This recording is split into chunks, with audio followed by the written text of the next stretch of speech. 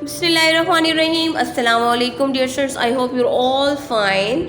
So welcome to my channel Gaining and Sharing Knowledge. आपने अगर अभी तक मेरा चैनल सब्सक्राइब नहीं किया so मेरा चैनल सब्सक्राइब कर लें. Okay, so today we are going to learn the next lecture of Introduction to Business MGT 211. So nature of business basically three types की होते हैं, ठीक है. Economic activity, business is an economic activity as it concerned with the creation of wealth through satisfaction of the human want. Okay, so ऐसा business create करना, ऐसा business create करने के बाद उसको रन करना कि जैसे आपके बायर्स चाहते हैं, ठीक है. ऐसा प्रोडक्ट लॉन्च करना या ऐसा प्रोडक्ट जो है अपनी बिज़नेस में रखना जहाँ पर बहुत ज़्यादा डिमांड हो लोगों की, ठीक है. नेक्स्ट है human activity. Business is an economic activity and every economic activity is done by human beings. So हमेशा कोई भी एक्टिविटी होती है इट्स ऑब्वियस कि वो डन की जाती है बाय ह्यूमन बींग्स. नेक्स्ट है social process. Business is run by owners and employees with the help of professionals and customers, ठीक है. बिजनेस जो है वो एम्प्लॉयज़ के थ्रू, प्रोफेशनल्स के थ्रू बिजनेस जो है वो रन किया जाता है. नेक्स्ट है system. Business is a systematic arrangement of various elements, ठीक है. बिजनेस जो है एक सिस्टमेटिक अरेंजमेंट का नेम है, ठीक है. आप अगर कोई बिजनेस है उसके पीछे इट्स ऑब्वियस एक टीम वर्क कर रही है, ठीक है. और वो जो टीम है उसमें प्रोफेशनल्स आ सकते हैं, एम्प्लॉयज़ आ सकते हैं, ठीक है. एक ऑनर होता है उसका बिज़नेस का. सो वो एक सिस्टमेटिक अरेंजमेंट की जाती है, ठीक है. तो बिज़नेस जो है basically systematic arrangement of various elements हैं, ठीक है. कि वेरियस एलिमेंट्स जो हैं उनको मिलाकर, ठीक है, एक सिस्टमेटिक उसको अरेंजमेंट दी जाती है, उसको बेसिकली हम बिज़नेस कहते हैं. नेक्स्ट है components and scope of business. अब हम कंपोनेंट्स देखेंगे और बिज़नेस का कितना स्कोप है, ठीक है, हम वो देखेंगे. The word business includes all human activities concerned with earning money. अब business, ठीक है, वो है जिसका मेन कंसर्न, मेन जो मोटिव है वो मनी है, ठीक है. हमने अर्न करना है, ज़्यादा से ज़्यादा प्रॉफिट गेन करना है, सो उसको हम बिज़नेस कहते हैं. अब बिज़नेस के जो कंपोनेंट्स हैं वो होते हैं जी, एक इंडस्ट्री होती है और एक कॉमर्स होती है. सो कॉमर्स बेसिकली एक एक्टिविटी है ऑफ बाइंग एंड सेलिंग, सो उसको हम कॉमर्स कहते हैं, ठीक है. सो बिज़नेस जो है वो दो चीज़ों से बनता है, एक इंडस्ट्री से और एक कॉमर्स से. सो कॉमर्स और इंडस्ट्री में क्या डिफरेंस है वो हम आगे देखते हैं. Industry is connected with the production and preparation of goods and services, ठीक है. It is a place where raw material is converted into finished or semi finished goods, ठीक है. सो इंडस्ट्री बेसिकल वो होती है, वो जगह होती है जहाँ पर आप चीज़ों को प्रिपेयर करते हैं और उन चीज़ों को प्रिपरेशन के बाद उस रॉ मटेरियल को कन्वर्ट करते हैं किसी भी अच्छी शक्ल में, ठीक है, फिनिश्ड, ओके, या सेमी फिनिश्ड गुड्स में आप उसको कन्वर्ट करते हैं और इतना उसको कैपेबल बनाते हैं, इतनी उसकी एबिलिटी को, ताकि जो लोग हैं वो उनकी ज़रूरियात को पूरा कर सकें उन चीज़ों से और वो सेटिस्फाई हो सकें आपके बायर्स, ठीक है. अब उन चीज़ों में, उस इंडस्ट्री में क्या चीज़ें आ सकती हैं, बिज़नेस की कौन सी एक्टिविटी कर सकते हैं, उसमें आप एक्सट्रैक्शंस कर सकते हैं, प्रोडक्शन हो सकती है, फैब्रिकेशंस ऑफ प्रोडक्ट हो सकती है, okay. So kind of industry. अब इंडस्ट्री के कितने टाइप्स हैं बेसिकली, एक प्राइमरी इंडस्ट्री होती है और एक सेकेंडरी इंडस्ट्री होती है, ठीक है. सो जो इंडस्ट्री है प्राइमरी, उसमें एक्सट्रैक्टिव, जेनेटिक आती है और सेकेंडरी इंडस्ट्री में कंस्ट्रक्शंस और मैन्युफैक्चरिंग और सर्विसेज आती हैं, ठीक है. ये हाईलाइटेड पॉइंट्स हैं, ये इंपॉर्टेंट पॉइंट्स हैं, ये आपके मिड टर्म में भी आ सकता है, ओके. सो नेक्स्ट हमारा जो टॉपिक है वो ये है कि प्राइमरी इंडस्ट्री क्या होती है. So primary industry is engaged in the production of और एक्सट्रैक्शन ऑफ रॉ मटेरियल. किसी भी चीज़ को बनाना, ठीक है, उसको बनाने के लिए आपकी प्राइमरी इंडस्ट्री को हम इंगेज करते हैं, ठीक है, which is used in the secondary industry, ठीक है. फिर वो जो रॉ मटेरियल है फिनिश्ड करने के लिए, आपको सेमी फिनिश करने के लिए सेकेंडरी इंडस्ट्री में उसको चेंज करना होता है। नेक्स्ट है एक्सट्रैक्टिव इंडस्ट्री और जेनेटिक। ये क्या है, हमने प्राइमरी इंडस्ट्री को डिवाइड कर दिया 2 पार्ट्स में, ठीक है, एक एक्सट्रैक्टिव और नेक्स्ट है जेनेटिक। अब एक्सट्रैक्टिव इंडस्ट्री क्या होती है, वो इंडस्ट्रीज होती हैं जिसमें आप एक्सट्रैक्ट कर सकते हैं प्रोडक्ट या रॉ मटेरियल्स को आप, ठीक है, आप उसको बिल्ड आउट कर सकते हैं, ठीक है। उसके बाद क्या है, फॉर एग्जांपल फिशरी है, ठीक है। उसके बाद एक्सट्रैक्शन ऑफ ऑयल है, गैस एंड कोल्स, ये सारी एक्सट्रैक्टिव वर्क है, ठीक है। इसमें आप क्या कर सकते हैं, फिशरी कर सकते हैं, आप फिश फार्म ओपन कर सकते हैं, ठीक है। आप एक्सट्रैक्शन ऑफ ऑयल, आप ऑयल निकाल सकते हैं, गैस, ठीक है, वहाँ पर आप गैस की जो है इंडस्ट्री ओपन कर सकते हैं, या कोल या फिर कोयला वगैरह निकाला जा सकता है, ओके। नेक्स्ट है जेनेटिक इंडस्ट्री। अब genetic industries are those which are engaged in reproducing and multiplying certain species of animals and plants, okay, like आप देख सकते हैं, आप क्या क्या कर सकते हैं, एनिमल्स की स्पीशीज़ को आप उनकी ब्रीडिंग करवा सकते हैं। सो ये सारी जेनेटिक इंडस्ट्री है। सो ये जो एक्सट्रैक्टिव इंडस्ट्री और जेनेटिक इंडस्ट्री बेसिकली ये 2 पार्ट्स हैं, हमने इनको डिवाइड किया है प्राइमरी इंडस्ट्री के साथ, इसको अटैच किया है, ठीक है। जेनेटिक में क्या आ सकता है, पोल्ट्री फार्म आ सकता है, फिशरी फार्म आ सकता है, डेयरी फार्म आ सकता है, या प्लांट नर्सरीज आ सकती हैं। आप इनको इस तरीके से ऐसा बिजनेस क्रिएट कर सकते हैं और उन बिजनेसेस में एक एक्सट्रैक्टिव इंडस्ट्री आप ओपन कर सकते हैं और दूसरी है उसकी फील्ड जेनेटिक इंडस्ट्री आप बिल्ड कर सकते हैं, ओके। सो जो एक्सट्रैक्टिव है उसमें ऑयल्स, गैस, कोल्स आ सकता है, और जो जेनेटिक है वो आप एनिमल्स, ठीक है, और प्लांट्स, ठीक है, उनकी इंडस्ट्रीज वगैरह ओपन कर सकते हैं। सो नेक्स्ट है सेकेंडरी इंडस्ट्री, नेक्स्ट, ठीक है। सो सेकेंड इंडस्ट्री क्या होती है, उसमें हम जो रॉ मटेरियल को हम यूज़ करते हैं, ठीक है, उसको यूज़फुल बनाने के लिए, लाइक अगर आपके पास कोई भी प्लास्टिक है, ठीक है, आप उनको गैदर कर लें, आप आयरन वगैरह को गैदर कर लें, ग्लास को गैदर कर लें, ठीक है। इस तरीके से जो भी रॉ मटेरियल आपको मिलता है उसको अगर हम गैदर कर लें और उसको रिसाइकल करें, ठीक है, उसको यूज़फुल गुड्स में चेंज करने के लिए हम रॉ मटेरियल को यूज़ करते हैं, उसको बेसिकली सेकेंडरी इंडस्ट्री कहते हैं। उसमें कंस्ट्रक्टिव इंडस्ट्री आती है, मैन्युफैक्चरिंग इंडस्ट्री आती है और सर्विसेज इंडस्ट्री आती है। इसको 1 बाय 1 डिस्कस करते हैं। Constructive industry, all kinds of constructions are included in this industry. जितनी भी कंस्ट्रक्शन बेस वर्क है वो इस इंडस्ट्री में हम इंक्लूड करते हैं। For example buildings, canals, roads, bridges, okay. So manufacturing industry, in this industry materials is converted into some finished goods or semi finished goods. Example है textile mills, sugar mills, okay. So जो manufacturing industries होती हैं उसमें आप क्या कर सकते हैं, ऐसी मिल्स यानी टेक्सटाइल्स, वहाँ पे कपड़े का काम, ठीक है, शुगर मिल्स यानी कि चीनी वगैरह का काम, ठीक है, उसमें ये इंक्लूड होता है। सर्विसेज इंडस्ट्री कौन सी होती है, these industries include those industries which are engaged in providing services of professionals such as lawyers, doctors and teachers.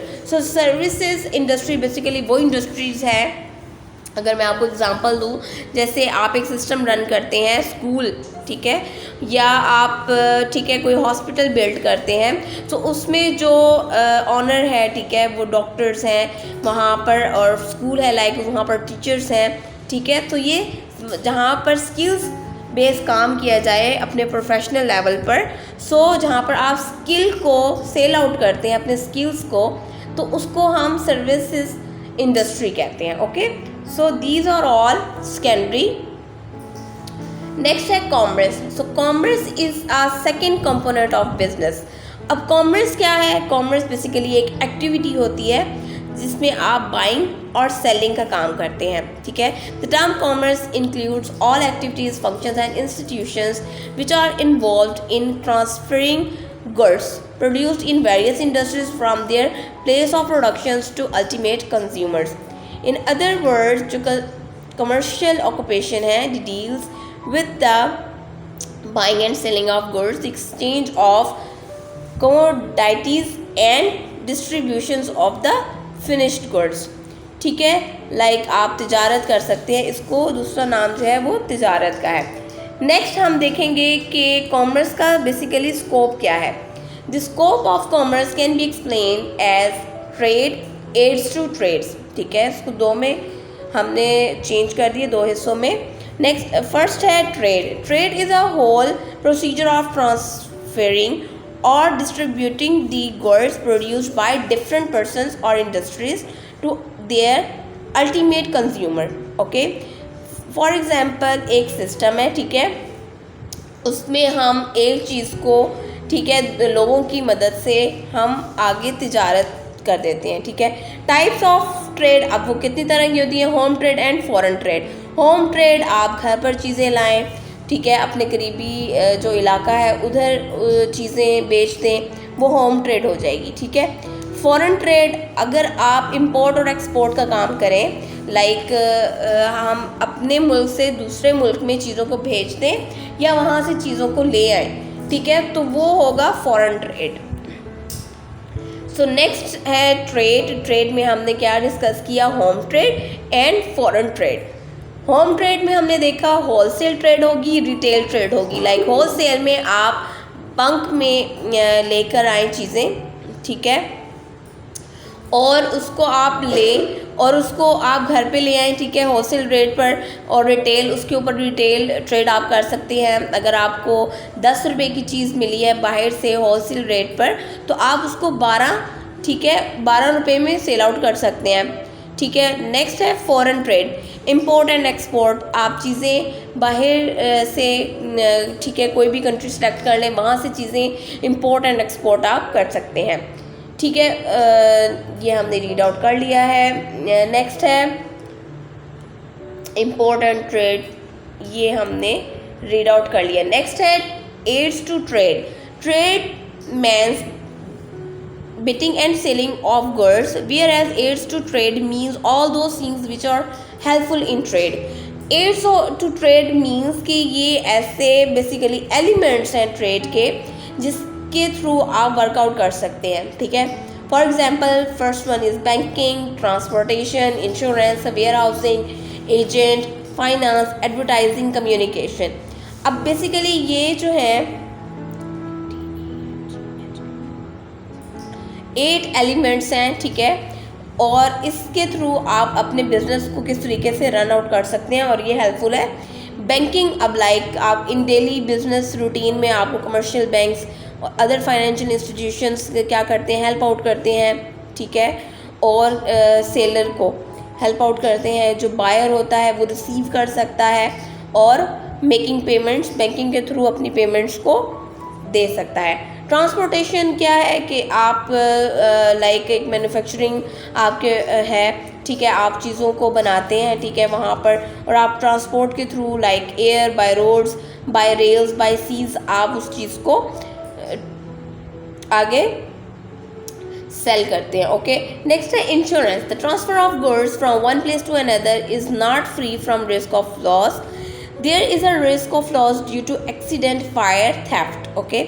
सो जो कंपनीज़ होती हैं वो इंश्योरेंस पॉलिसी को बेल्ट आउट करती हैं ताकि इन रिस्क से बचा जाए, ओके। नेक्स्ट है warehousing. Warehousing basically ऐसी जगह है या ऐसी प्लेस को कहते हैं जहाँ पर आप चीज़ों को बनाते हैं, मैन्युफैक्चर करते हैं, ठीक है, चीज़ों को बनाते हैं, तो उस जगह को बेसिकली वेयर हाउस कहते हैं। जो लार्ज क्वांटिटी पे आप चीज़ों को प्रोड्यूस करते हैं, जहाँ पर उस जगह को वेयर हाउस कहते हैं, ओके। नेक्स्ट है agent. There are the person who act as a agent of either buyer or seller. So agents उसे कहते हैं, या तो वो बायर हो सकता है और अब वो सेलर हो सकता है, ठीक है। तो इन एक्टिविटीज़ को परफॉर्म करने वाले को हम एजेंट्स कहते हैं, ठीक है। नेक्स्ट है finance. A large amount is needed to set up an industry. Financial institutions provide long-term finance to the producer. The producer alone are unable to manufacture goods without financial help, ठीक है। So financial help के बगैर तो काम किया ही नहीं जा सकता। अगर आपने लार्ज अमाउंट में काम करना है अपनी इंडस्ट्री में, सो आपको वहाँ पर फाइनेंशियल इंस्टीट्यूशन जो है वो एक लॉन्ग टर्म फाइनेंस करता है प्रोड्यूसर को, ओके। सो नेक्स्ट है एडवर्टाइजिंग। अब जाहिर है अगर आपने एक टेक्सटाइल इंडस्ट्री ओपन की है, आपने अपना वहाँ पर बुटीक का कोई भी ड्रेस जो है वो आपने डिज़ाइन किया है और उसकी आपने सेल आउट करना है, उसको लॉन्च करना है, तो उसकी लॉन्चिंग के लिए आपको एडवर्टाइजिंग करनी पड़ेगी। सो एडवर्टाइजिंग जो है वो मोस्ट इम्पॉर्टेंट एलिमेंट है आपका। जितनी ज़्यादा आपकी एडवर्टाइजिंग होगी उतनी ज़्यादा आप अपने बिजनेस से आप अर्निंग कर सकते हैं। Okay, so like the consumer में sometimes not know about the availability of goods in the market. ठीक है, अब जितनी ज़्यादा एडवर्टाइजिंग होगी, ठीक है, उतना ही ज़्यादा आप क्या कर सकते हैं, अपना बिजनेस को ज़्यादा वहाँ से आप अर्न कर सकते हैं। ओके, सो उसमें आ सकता है आप टीवी के थ्रू एडवर्टाइजिंग कर सकते हैं, न्यूज़पेपर के थ्रू, रेडियो के थ्रू आप अपनी एडवर्टाइजिंग अपने प्रोडक्ट की कर सकते हैं। नेक्स्ट है कम्युनिकेशन। अब कम्युनिकेशन जो है ये भी एक मोस्ट इम्पॉर्टेंट एलिमेंट है आपके बिज़नेस में।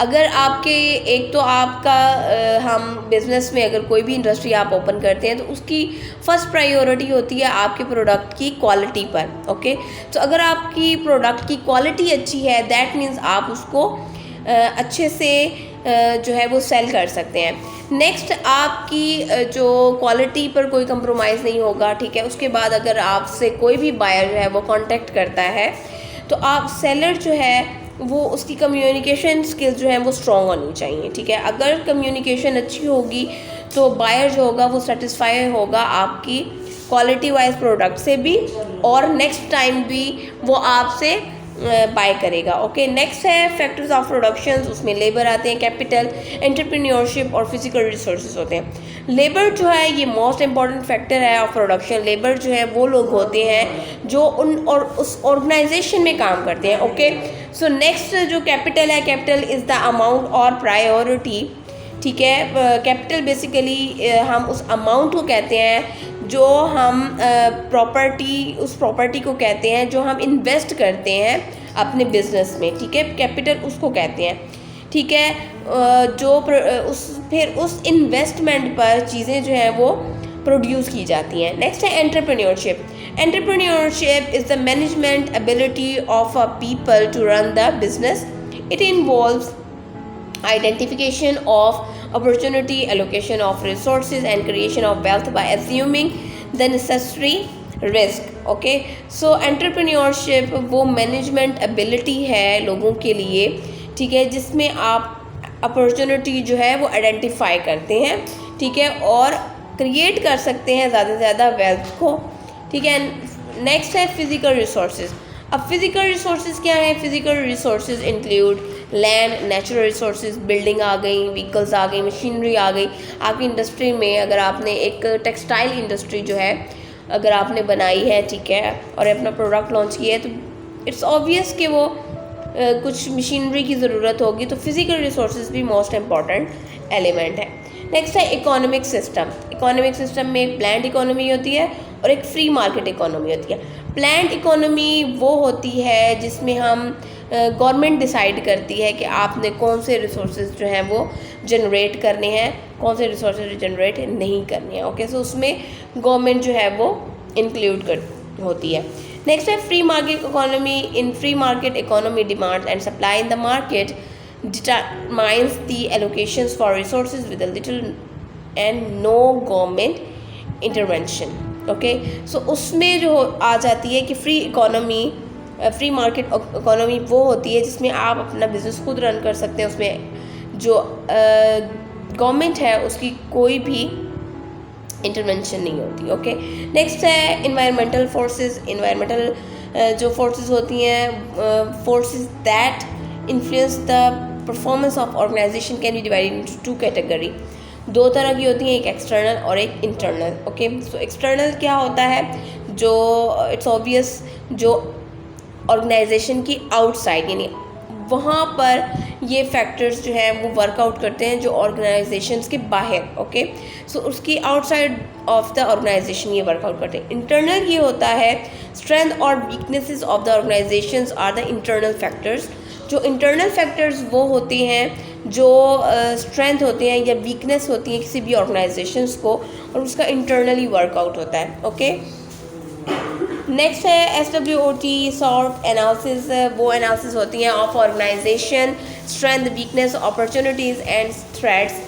Strength and weaknesses are the part of internal environment and opportunity, and threats are part of external environment. Okay, so ये जो होते हैं आपकी वो ऑर्गेनाइजेशन होती है, ठीक है, जिसके थ्रू आप एनालिसिस कर सकते हैं कि आपका बिजनेस किस तरीके से राउंड आउट हो सकता है। ठीक है, इसके बाद स्ट्रेंथ आ जाती है, वीकनेस आ जाती है, अपॉर्चुनिटीज़ होती है, थ्रेट्स होती है। It's not important points.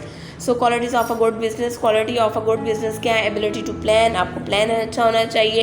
Activators, अगर कोई भी वर्कर है उसको एक्टिवेट होना चाहिए, यानी एक्टिव होना चाहिए। बोर्ड और कवरेज, यानी कि आपका जो बिजनेस है, ठीक है, courage is a great asset of a business. A good businessman should be courageous and bold person, ठीक है, बहुत एक्टिव होता है।